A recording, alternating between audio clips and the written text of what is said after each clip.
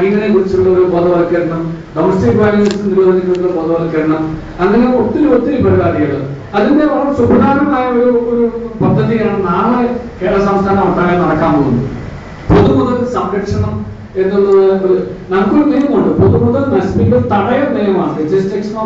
Prevention of destruction of public property. നമ്മുടെ പല നിയമത്തിന്റെയും negative approach ആണ്. ഡൊമസ്റ്റിക് വയലൻസ് ആണെങ്കിൽ പിന്നെ prevention of domestic violence act എല്ലാം അങ്ങനെ ഒരു അതിന്റെ ഇമ്പാക്ട്, അതിന്റെ ആ ഒരു ഇൻട്രൊഡക്ഷൻ തന്നെ നമുക്കൊരു നെഗറ്റീവ് ആയിട്ടുള്ള വരുന്നത്. ഇപ്പൊ ഞങ്ങൾ ഒരു പുതിയ വ്യാഖ്യാനം കൊടുത്തു. നമുക്ക് ഈ പൊതുമുതൽ നശിപ്പിക്കൽ തടയൽ മാത്രമല്ല, അല്ലെങ്കിൽ പൊതുമുതൽ നശിപ്പിക്കുന്ന ഒഴിവാക്കാൻ മാത്രമല്ല, പൊതുമുതൽ സംരക്ഷണം എന്നുള്ളത് ഒരു പൗരധർമ്മമാണ് എന്നുള്ള വ്യാഖ്യാനം കൊടുത്തിട്ട് പൊതുമുതൽ സംരക്ഷണ ദിനമായിട്ട് Kerala legal service authority, Kerala സംസ്ഥാന നിയമസേവന സമിതി ഈ കേരളം ഒട്ടാകെ നാളെ ആചരിക്കുകയാണ്. അതിന്റെ ഒരു സംസ്ഥാനതല ഉദ്ഘാടനം നാളെ തൃശ്ശൂർ വെച്ച് കേരളത്തിന്റെ പിന്നെ എല്ലാ ഈ ഡെമോക്രസിയുടെ എല്ലാ ഘടകങ്ങളും, പിന്നെ ലെജിസ്ലേച്ചർ, എക്സിക്യൂട്ടീവ്, ജുഡീഷ്യറി, അതിനകത്തുള്ള പ്രതിപക്ഷം ഉൾപ്പെടെ ഈ 4 ഘടകങ്ങളും ഉൾപ്പെടുത്തിക്കൊണ്ട് സ്പീക്കർ, നമ്മുടെ ബഹുമാനായ ചീഫ് ജസ്റ്റിസ്, പിന്നെ അവിടെ നിന്നുള്ള പിന്നെ ബഹുമാനപ്പെട്ട മന്ത്രി, പ്രതിപക്ഷ നേതാവ് ശ്രീ രാജേന്ദ്ര മന്ത്രി, പ്രതിപക്ഷ നേതാവ് എല്ലാവരും ഉൾപ്പെടുത്തി വലിയ സമൂഹത്തിൽ വെച്ച് നാളെ എന്റെ സംസ്ഥാനതല ഉദ്ഘാടനം നടക്കുകയാണ്. നിയമസേവന സമിതിയുടെ അടുത്തൊരു സ്വപ്നം എന്റെ മനസ്സിൽ തോന്നിയത്, നമുക്ക് പൗര അവകാശങ്ങളെ കുറിച്ചുള്ള ധാരാളം പിന്നെ വെല്ലുവിളികളോ അല്ലെങ്കിൽ ധാരാളം നിലവിളികളോ അല്ലെങ്കിൽ അവകാശങ്ങളുടെ ഒരു വലിയ പോർവിളിയോ പലപ്പോഴും സമൂഹത്തിൽ കേൾക്കാറുണ്ട്. പക്ഷെ ഈ പൗര അവകാശങ്ങളോടൊപ്പം പൗരധർമ്മമുണ്ട് എന്ന് പലപ്പോഴും നമ്മൾ മറന്നു പോകുന്നു. ആർട്ടിക്കിൾ 51 ക്യാപിറ്റൽ എ എന്ന് പറയുന്ന ഒരു പുതിയ ആർട്ടിക്കിൾ നമ്മുടെ ഭരണഘടനയിലെ അനുച്ഛേദം നമുക്ക് കൊണ്ടുവരുന്നത് നമ്മുടെ പൗരധർമ്മങ്ങളെ കുറിച്ച് ഓർമ്മിപ്പിക്കാൻ വേണ്ടിയിട്ടാണ്. അപ്പൊ കേരളത്തിലെ എല്ലാ പൊതുസ്ഥലങ്ങളിലും എല്ലാ വിദ്യാഭ്യാസ സ്ഥാപനങ്ങളിലും ഇവിടുത്തെ പിന്നെ കോടതികളിൽ ഗാന്ധിജിയുടെ മഹത്തായ സന്ദേശങ്ങൾ അതിനെ പുറത്തയച്ചത്. ഞാൻ കേരള ഹൈക്കോടതി സർവീസ് കമ്മിറ്റി ചെയർമാൻ ആദ്യം ചെയ്തതാണ്. ഈ മീഡിയേഷന്റെ ഒരു പ്രാധാന്യത്തെ സംബന്ധിച്ച് ഒരു കേസ് ഒരു വക്കീലിന്റെ സഹായത്തോടുകൂടി ഒത്തുതീർപ്പാക്കി കഴിഞ്ഞാൽ വക്കീലിന് സാമ്പത്തികമായിട്ട് ആരും നഷ്ടമില്ലാതെ മാത്രമല്ല സാമ്പത്തികവും ആത്മീയവും അല്ലെങ്കിൽ മാനസികമായ ഒരു നേട്ടമേ ഉണ്ടാകുന്നുള്ളൂ എന്ന് ഗാന്ധിജിയുടെ മഹാത്മാഗാന്ധിയുടെ മഹത്തായ സന്ദേശമാണ് ഞാനവിടെ ഇംഗ്ലീഷിലും മലയാളത്തിലും ഓരോ കോടതിയിലും വയ്ക്കാൻ പറഞ്ഞത്. ഓരോ ന്യായാധിപന്റെയും മേശപ്പുറത്തെ ഒരു സന്ദേശം 3 ഗാന്ധിയൻ സ്വത്തുക്കൾ ഉൾക്കൊള്ളുന്ന സന്ദേശം വെക്കണമെന്ന് പറഞ്ഞു. കാരണം അവരത് വായിച്ചിട്ടേ കോടതിയിലേക്ക് പോകാവുന്നുള്ളൂ. ഒന്ന്, there is a superior court above the court of justice. That's the court of your conscience. That's what precedes all of this. ഈ കാണുന്ന നീതി നിർവഹണ സംവിധാനത്തിൽ എല്ലാ കോടതികളുടെയും മുകളിൽ മറ്റൊരു കോടതി നിങ്ങളുടെ മനസാക്ഷിയുടെ കോടതിയാണ്. ആ കോടതി മറ്റെല്ലാ കോടതിയുടെയും മുകളിലാണ്. രണ്ടാമത്തേത്, you should be the change that you want to see in others. നിങ്ങൾ മറ്റുള്ളവരിൽ കാണാൻ ആഗ്രഹിക്കുന്ന മാറ്റം നിങ്ങൾ തന്നെയാണ്. മൂന്നാമത്തേത്, my life is my message. എന്റെ ജീവിതമാണ് എന്റെ സന്ദേശം. ഈ 3 സന്ദേശങ്ങൾ വായിച്ചിട്ടാണ് കേരളത്തിലെ എല്ലാ ന്യായാധിപരും നിന്ന് കോടതിയിലേക്ക് പോകുന്നത്. കാരണം അവരുടെ മേശപ്പുറത്ത് നിങ്ങൾക്ക് അവർക്ക് വായിക്കാൻ പാകത്തിനും അവരെ കാണാൻ വരുന്നവർക്ക് വായിക്കാൻ പാകത്തിനും ഇത് വെക്കണം എന്ന് പറഞ്ഞ മനോഹരമായ ഒരു ലാമിനേറ്റഡ് വെർഷൻ ഞങ്ങൾ ജുഡീഷ്യൽ അക്കാദമിയുടെ ചാർജായിട്ട് അവർക്ക് കൊടുത്തിട്ടുണ്ട്.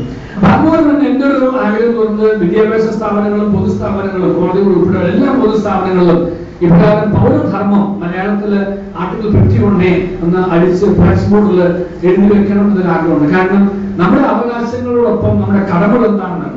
അവകാശങ്ങളെ കുറിച്ച് അറിയാൻ അഭിഭാഷകരുടെ സഹായം തരും. പക്ഷെ കടമകളെ കുറിച്ച് ബോധവാന്മാരാവാൻ ഈ രാജ്യത്ത് ആരുടെയും സേവനം നമുക്ക് കിട്ടാറില്ല. അതിനാരും വക്കാലത്ത് എടുക്കാറുമില്ല. ആ വക്കാലത്ത് ഈ നാട്ടിലെ ജനങ്ങൾക്ക് വേണ്ടിയിട്ട് ഇന്ന് രാഷ്ട്രീയക്കാർക്ക് എടുക്കാനുള്ള ഇച്ഛാശക്തി ഇല്ലാത്തതുകൊണ്ട് കേരള സംസ്ഥാന നിയമസേവന സമിതി അത് ഏറ്റെടുത്തു മാത്രമേ. അത് ഏറ്റെടുത്തിട്ടാണ് ഇന്ന് നാളെ പൊതുമുതൽ സംരക്ഷണ ദിനമായിട്ട് നിയമസേവന സമിതി ആചരിക്കുന്നത്.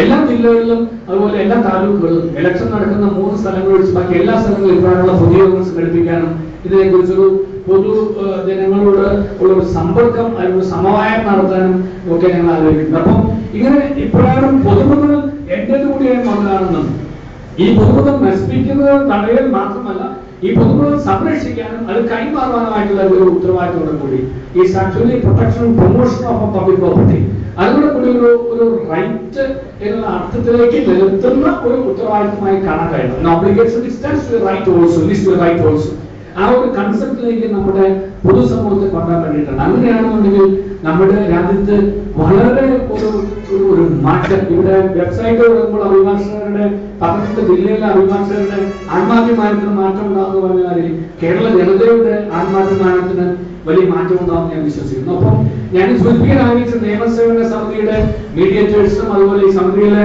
ഈ ജില്ലാ പോലീസ് സൂപ്രണ്ട് ഉൾപ്പെടെ അംഗങ്ങൾ എല്ലാം കൂടി ഇരിക്കുന്നുള്ളതുകൊണ്ടാണ് ഈ നിയമം ജനത്തെ സേവിക്കാനുള്ളതാണ് നമ്മൾ മറന്നുപോയി. നമ്മുടെ ജനത്തെ സേവിക്കാനുള്ള ഒരു ഇൻസ്ട്രുമെന്റ് ആണ്. Law is actually instrument for service to people. ജനങ്ങളെ സേവിക്കാനുള്ള ഒരു ഇൻസ്ട്രുമെന്റ് എന്നുള്ള നിലയ്ക്ക് നിയമത്തെ കാണാനും ആ നിയമത്തെ വ്യാഖ്യാനിക്കാനും ആ നിയമത്തെ അപ്ലൈ ചെയ്യാനും നമുക്ക് വേണം. അങ്ങനെയുള്ള ഒരു ക്രിയേറ്റീവ്, ഒരു ചലനാത്മകമായ ഒരു മാറ്റത്തിന്റെ ഒരു ഈറ്റുനോവലായിരിക്കണം ഇന്നത്തെ കേരള ജുഡീഷ്യറി എന്നാണ് എന്റെ കാഴ്ചപ്പാട്. ആ ഈറ്റുനോവലാണ് കേരള ജുഡീഷ്യറി എന്നുള്ളതിന്റെ ഒരു ഉദാഹരണത്തോട് കൂടിയാണ് നമ്മുടെ ഈ ലീഗൽ സർവീസ് അതോറിറ്റി നടത്തുന്ന മറ്റ് പരിശ്രമങ്ങൾ.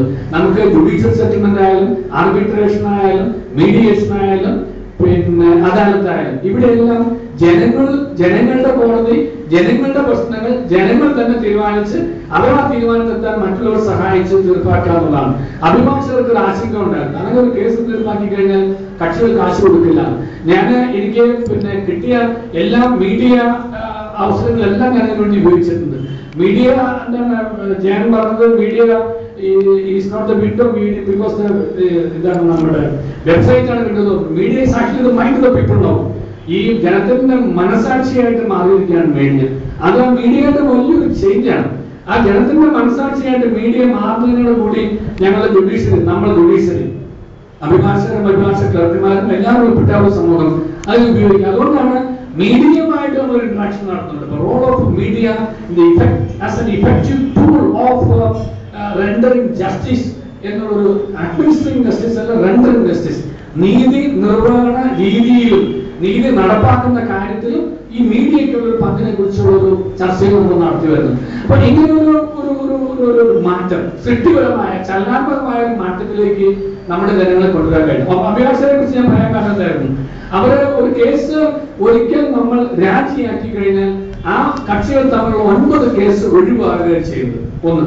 രണ്ടാമത്തെ, ഒരിക്കലും ഈ കേസ് എത്രയും വേഗത്തിൽ രാജിയാവും എന്ന് കണ്ടു കഴിഞ്ഞാൽ ഈ ആളുകൾ അവരുടെ തർക്കങ്ങൾ വ്യവഹാരങ്ങളാക്കാൻ നോക്കിയിരിക്കില്ല. തർക്കങ്ങൾ വ്യവഹാരങ്ങളാക്കുമ്പോഴാണ് വഴക്ക് തീരാൻ നീണ്ടുപോകുന്നത്. തർക്കങ്ങൾ തർക്കിക്കുന്ന സമയത്ത് തന്നെ നമുക്ക് വ്യവഹാരരഹിത ഒരു തീരുമാനം ഈ കാര്യത്തിൽ നമുക്ക് ഉണ്ടാക്കാൻ കഴിയുന്നുണ്ടെങ്കിൽ അതിന് അദാലത്ത്, മീഡിയേഷൻ, സെറ്റിൽമെന്റ്, ആർബിട്രേഷൻ എല്ലാം പോയി. ഇതിന് സഹായിക്കുന്ന അഭിഭാഷകർ. ഇവിടെയാണ് ജനങ്ങൾക്ക് ആവശ്യമായ ബോധവൽക്കരണം എനിക്ക് തോന്നുന്നു. ഒരു കേസ് വാദിച്ച് ജയിക്കുന്ന വക്കീലിന് കൊടുക്കുന്നതിനേക്കാളും ഒരു 25% ഫീസ് ഒരു കേസ് തീർപ്പാക്കാൻ സഹായിക്കുന്ന അഭിഭാഷകന് കൊടുക്കണം എന്ന് ഞാൻ പൊതുജനത്തോട് എല്ലാ വേദിയിലും പറഞ്ഞിട്ടുണ്ട്. എല്ലാ ദൃശ്യ ശ്രാവ്യ മാധ്യമങ്ങളിലും ഞാനത് ഉപയോഗിച്ച് എടുത്തെടുത്ത് പറയുന്നുണ്ട്. കാരണം അഭിഭാഷകരുടെ സഹായം ഒരു കേസ് വാദിക്കാൻ ഉള്ളതിന്റെ ഇരട്ടിയാണ് അഭിഭാഷകരുടെ ശ്രമം. Effort a lawyer has to take in such a case is actually double the effort he has to argue a case and win the case. ഒരു കേസ് വാദിച്ച് ജയിക്കുന്നതിന്റെ ഇരട്ടി പരിശ്രമം ഉണ്ടായാലേ ഒരു കേസ് ഒരു മധ്യസ്ഥ ശ്രമത്തിലൂടെ അല്ലെങ്കിൽ ആർബിട്രേഷനിലൂടെ അല്ലെങ്കിൽ മീഡിയേഷനിലൂടെ അല്ലെങ്കിൽ അദാലത്തിലൂടെ അല്ലെങ്കിൽ കൺസിലിയേഷനിലൂടെ തീരുമാനമാക്കാൻ സാധിക്കും. അങ്ങനെ പരിശ്രമിക്കുന്ന ഒരു വക്കീലിന് അതൊരു പക്ഷേ നോട്ടീസിന്റെ സ്റ്റേജ് മാത്രമായിട്ടുണ്ടാവും. ഒരു നോട്ടീസ് അയച്ചതിന്റെ പിന്നെയുള്ള മീഡിയേഷൻ മാത്രം ഉണ്ടാവുള്ളൂ. ഒരു കോടതിയിലും അന്യായം കൊടുക്കണമെന്നില്ല. ന്യായം കിട്ടാൻ അന്യായം കൊടുക്കണം എന്നുള്ള കൺസെപ്റ്റ് തെറ്റാണ് എന്റെ അഭിപ്രായത്തിൽ. ന്യായത്തിന് വേണ്ടി വാദിക്കുന്ന ഒരാള് അന്യായം എന്ന വ്യവഹാര കടലാസമായി കോടതിയിൽ പോയാൽ മാത്രമേ കിട്ടുന്നുള്ള കൺസെപ്റ്റ് മാറും. ഇങ്ങനൊരു ഗുണപരമായ മാറ്റം നമ്മുടെ നിയമനിർവഹണ സംവിധാനത്തിൽ ഉണ്ടാവാനായിട്ട് ഇഫക്റ്റീവ് ടൂൾസ് ആയിട്ട് ഞാൻ നാളത്തെ അഭിഭാഷകരെ കാണും. ഈ അഭിഭാഷകർക്ക് ആ റോള് ഞാൻ പത്തനംതിട്ട ഇത്രയും ഇതിനോട് വികാരപരമായിട്ട് ഇതിനെക്കുറിച്ച് പ്രസംഗിക്കാൻ കാരണം ഇത്രയും ഒരു സോഷ്യൽ കമ്മിറ്റ്മെന്റ് ഉള്ള അഭിഭാഷകരുടെ ഒരു ജില്ല കേരളത്തിൽ വരെ ഉണ്ടായിരുന്നില്ല. അങ്ങനെയുള്ള ഒരു social concern and social commitment ഉള്ള ഒരു അഭിഭാഷക സമൂഹം ഇവിടെ ഉള്ളതുകൊണ്ട് ഞാൻ സൂചിപ്പിച്ചു മാത്രമേ ഉള്ളൂ. അങ്ങനെ ഒരു ഗുണപരമായ മാറ്റത്തിലേക്ക് അഭിഭാഷക വൃത്തിയായി കൊണ്ടു നടക്കുവാൻ നിങ്ങൾക്ക് കഴിയട്ടെ എന്ന് ഞാൻ ആശംസിക്കുന്നു, പ്രാർത്ഥിക്കുന്നു. നിങ്ങളുടേതായ ന്യായമായ അഭിഭാഷക സമൂഹത്തിന്റെയും അഭിഭാഷക ക്ലർക്കുമാരുടെയും ന്യായമായിട്ടുള്ള അവകാശങ്ങളുമായി ബന്ധപ്പെട്ട് തന്നിട്ടുള്ള നിവേദനങ്ങൾ കേരള ഹൈക്കോടതിക്ക് വേണ്ടി പരിശോധിക്കുമെന്ന് ഉറപ്പു തരുന്നു.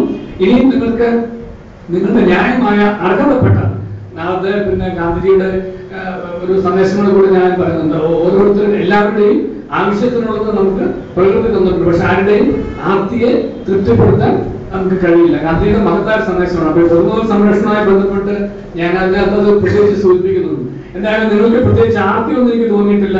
അർഹതപ്പെട്ടത് നിഷേധിച്ചതിന്റെ വേദന മാത്രമേ എനിക്ക് തോന്നിയിട്ടില്ല. അതുകൊണ്ടാണ് നിങ്ങൾ പോലും ആഗ്രഹിക്കാത്ത അവസരത്തിലും ആഗ്രഹിക്കാത്ത വിധത്തിലും പ്രതീക്ഷിക്കാത്ത ഉയരത്തിലും നിങ്ങളുടെ നിങ്ങളുടെ നിവേദനങ്ങളെ കാണാൻ കഴിഞ്ഞത്. ഇനിയും നിങ്ങൾ തന്നിട്ടുള്ള നിവേദനത്തിലെ ബാക്കി കാര്യങ്ങൾ കൂടി പരിശോധിക്കും എന്ന് ഉറപ്പ് പറഞ്ഞുകൊണ്ട് ഈ മാറുന്ന മുഖത്തിനനുസരിച്ച് നിങ്ങളുടെ മാറ്റത്തിന്റെ ആ ഒരു ഉത്തരവാദിത്തങ്ങളുടെ വലിപ്പം ഏറ്റെടുക്കുവാൻ നിങ്ങൾക്ക് ഒരു വിശാലമായ ഹൃദയം, ഉയർന്ന ചിന്തയും നിങ്ങൾക്ക് ഉണ്ടാവില്ല എന്ന് ആത്മാർത്ഥമായിട്ട് ആശംസിച്ചുകൊണ്ട് എനിക്ക് നിങ്ങൾ തന്ന ഈ എളിയ സ്വീകരണത്തിനും ഈ വലിയ സ്വീകരണത്തിനും എന്റെ നന്ദി പറഞ്ഞുകൊണ്ട് ഞാൻ വലിയ സ്വീകരണം ഞാൻ വേണ്ടെന്ന് പറഞ്ഞത് ഞാൻ പറയാൻ പ്രത്യേകിച്ച് പറയാനാണ്. മറ്റു വലിയ പദ്ധതിയിലേക്ക് ഒരിക്കലും ഞങ്ങൾ വേണ്ടെന്ന് പറഞ്ഞത് അത് പ്രത്യേകിച്ചും ഒരിക്കൽ കൂടി നന്ദി പറഞ്ഞുകൊണ്ട് എന്റെ സ്നേഹത്തിന്റെ ഒരു പങ്കും എന്റെ ഒരു കാവലിന്റെയും കരുതലിന്റെയും ഒരു പങ്ക് പത്തനംതിട്ട ബാർ അസോസിയേഷന് ഉണ്ടാവുമെന്ന് ഒരിക്കൽ കൂടി പറഞ്ഞുകൊണ്ട് എല്ലാത്തിനും നന്ദി പറഞ്ഞു വിചാരിക്കുന്നു.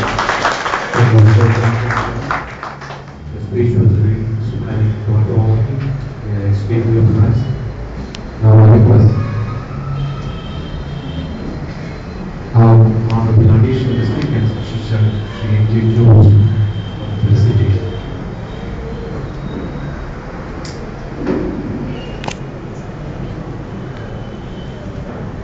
ആദരണീയനായ ഹൈക്കോടതി ജസ്റ്റിസ് സുരേന്ദ്ര അവരുടെ ബഹുമാനപ്പെട്ട അധ്യക്ഷൻ P K. Mathew, mister K. Sivadas MLA, municipal chairman Zakir Hussain, mister Jayan Mathew, advocate Susanna George, പ്രിയ അഭിഭാഷകരെ, അഭിഭാഷക സുഹൃത്തുക്കൾ, അഭിഭാഷക ക്ലബ്സ്, മറ്റ് സഹോദരി സഹോദരന്മാരെ, വളരെ ചിന്തോദ്ദീപകവും വളരെ സരസവുമായ ഒരു പ്രസംഗത്തിന് ശേഷം ഞാൻ എന്തെങ്കിലും കൂടുതൽ പറയുന്ന ഒരു അനുചിതമായിട്ട് തോന്നുന്നത്. എങ്കിലും നിങ്ങളുടെ ഇന്നത്തെ ഈ ഫംഗ്ഷൻ, ഈ ബാർ അസോസിയേഷന്റെ ഒരു പുതിയ മേഖലകളിലേക്ക് ഇന്ന് മാത്യു പ്രസിഡന്റ് പറയുകയുണ്ടായി, ഇത് കേരളത്തിൽ ആദ്യമാണ് ഈ ഒരു വെബ്സൈറ്റ് തുടങ്ങി വെച്ചതെന്ന്. എന്തായാലും നല്ല കാര്യം. ആ വെബ്സൈറ്റിൽ ഞങ്ങൾ തുറന്നു നോക്കുമ്പോൾ നല്ല നല്ല കാര്യങ്ങൾ കാണാൻ നോക്കും. അതായത് അഡ്വക്കേറ്റ്സിന്റെ ഫോട്ടോകളും മാത്രം പോരാ, അത് നല്ല നല്ല പ്രോഗ്രാംസ് നമുക്ക് ജനങ്ങൾക്ക് എങ്ങനെ കോടതിയെ അപ്രോച്ച് ചെയ്യാം, അവർക്ക് ഏതെല്ലാം രീതിയിലുള്ള സഹായങ്ങൾ ചെയ്യാം, ലീഗൽ അവയർനെസ്, ഇതെല്ലാം ഇതിൽ കൂടെ സാധിക്കും. അങ്ങനെ എങ്ങനെയൊക്കെ ചെയ്യണം എന്നുള്ളതിനെ പറ്റി നിങ്ങളത് ചിന്ത ഉണ്ടായിരിക്കണം എന്നുള്ള ഈ ഒരു ആഹ്വാനം തരാനുണ്ട്. അതുപോലെ തന്നെ നമുക്ക് ഏറ്റവും അനുഗ്രഹമായ കാര്യം, നമ്മുടെ ഈ ഹൈക്കോടതിയിലെ ഏറ്റവും സീനിയർ ആയിട്ടുള്ള നമ്മുടെ ജഡ്ജി നമ്മുടെ വന്നത് തന്നെ ഏറ്റവും വലിയൊരു അനുഗ്രഹമായിട്ടാണ് പ്രസിഡന്റ് പറഞ്ഞതുപോലെ തന്നെ എനിക്കും പറയാനുള്ളത്. അദ്ദേഹത്തിന്റെ വാക്കുകൾ ഓരോന്നും നമ്മൾ ചിന്തിക്കേണ്ട കാര്യങ്ങളാണ്. കാരണം അദ്ദേഹം പറഞ്ഞത് മുഴുവൻ വെറുതെ എന്ന് പറഞ്ഞതല്ല, സ്വന്തം ജീവിതത്തിലൂടെ കാട്ടി തരുന്ന കാര്യങ്ങളാണ്. ഫാമിലി കോടതിയുടെ ജഡ്ജായിട്ട് ഞാൻ 5 വർഷത്തോളമായിരുന്നു. ആ സമയങ്ങളിൽ കൂടുതൽ സമയം എന്തോ അദ്ദേഹം ആ പീരീഡിലെല്ലാം ഫാമിലി കോടതിയുടെ കേസുകളാണ് കൈകാര്യം ചെയ്യുന്നത്. ഏറ്റവും മാനുഷിക പരിഗണന ആവശ്യമുള്ള, ഏറ്റവും കമ്പാഷൻ ആവശ്യമുള്ള ഒരു ഫീൽഡ്. അതിൽ അദ്ദേഹം പ്രസിഡന്റ് പറഞ്ഞത് വെറുതെ പറഞ്ഞതല്ല. എല്ലാ ദിവസവും പലർക്കും അറിയില്ല കാര്യങ്ങള്. കോടതി സമയം കഴിഞ്ഞും ചേംബറിൽ കക്ഷികളെ വരുത്തി എത്ര കേസുകൾ ഞാൻ ഫാമിലി കോടതി ഇരിക്കുമ്പോൾ ഞങ്ങളുടെ പല കേസുകളും സ്ട്രക്ക് ഓഫ് ഫ്രം ദ ഫയൽ എന്ന് പറഞ്ഞ ഓർഡറായിട്ടാണ് വരുന്നത്. കാരണം അവിടെ വന്ന് സംസാരിച്ച് പല കാര്യങ്ങളും തീർത്ത് പല കാര്യങ്ങളും അതായത് ഒരു യോജിപ്പിലെത്തിക്കാനുള്ള എല്ലാ ശ്രമങ്ങളും. പക്ഷെ മനുഷ്യന് പല രീതിയിലാണ് ചിലപ്പോൾ യോജിച്ചു പോകുന്നത്, പിന്നെയും കിടങ്ങും. പക്ഷെ നമ്മുടെ പ്രയത്നം ഉണ്ടാവുക നല്ലൊരു യോജിപ്പിലേക്ക്, മീഡിയേഷൻ, അതായത് കൺസിലിയേഷനിലൂടെ കാര്യങ്ങൾ തീർന്നു പോകുന്നത് ഏറ്റവും ഹിതദായകമാണ്. അതിനുള്ള സംവിധാനങ്ങളും ധാരാളമുണ്ട്. കേരള ലീഗൽ സർവീസ് അതോറിറ്റി അതിന്റെ പല മേഖലകളിലും ഗവൺമെന്റിന്റെ എക്സിക്യൂട്ടീവ് ചെയർമാൻ അയക്കുന്നുണ്ട്, പല കാര്യങ്ങളും ചെയ്യുന്നുണ്ട്. ലീഗൽ അവയർനെസ് ക്യാമ്പുകള്, പുതിയതായിട്ട് മീഡിയേഷൻ സെന്ററുകള്, ഇതിനെല്ലാം അഭിഭാഷകരുടെ സഹകരണം ആവശ്യമാണ്. അത് നിങ്ങളുടെ സഹകരണം എല്ലാം അതിനുണ്ടാകണമെന്നും ഞാൻ ആഗ്രഹിക്കുകയാണ്. ബഹുമാനപ്പെട്ട ജഡ്ജി പുതിയ മേഖലകൾ അദ്ദേഹത്തിന് കൈവരികയാണ്. ചീഫ് ജസ്റ്റിസായിട്ട് അധികം നാൾ പോകും. നമ്മുടെ കേരളത്തിനെ സംബന്ധിച്ചുള്ള ജുഡീഷ്യറിയെ സംബന്ധിച്ചുള്ള ഒരു നഷ്ടം തന്നെയാണത്. എങ്കിൽ തന്നെയും അദ്ദേഹം പുതിയ മേഖലകളിൽ ഏറ്റവും നല്ല പ്രഗത്ഭനായിട്ട് തന്നെ വരട്ടെ എന്നുള്ള ഒരു ആഗ്രഹവും പ്രാർത്ഥനയും നമുക്ക് എല്ലാവർക്കും അറിയാം. അദ്ദേഹം ഉന്നത നീതിപീഠത്തിൽ എത്തിച്ചേരും. എല്ലാം ദൈവത്തിന്റെ ഒരു പദ്ധതിയാണ്. ആ പദ്ധതിയിൽ നമ്മൾ വിനീതമായിട്ട് അങ്ങ് നിൽക്കണം, അത്രേ ഉള്ളൂ. ബൈബിളിൽ ഭാഗമുണ്ട്, ദൈവത്തിന്റെ സർവശക്തമായ കരുത്തിന് കീഴിൽ നിങ്ങൾ താഴ്മയോടെ നിൽക്കുക, തക്ക സമയത്ത് ദൈവം നമ്മളെ ഉയർത്തിക്കൊള്ളും.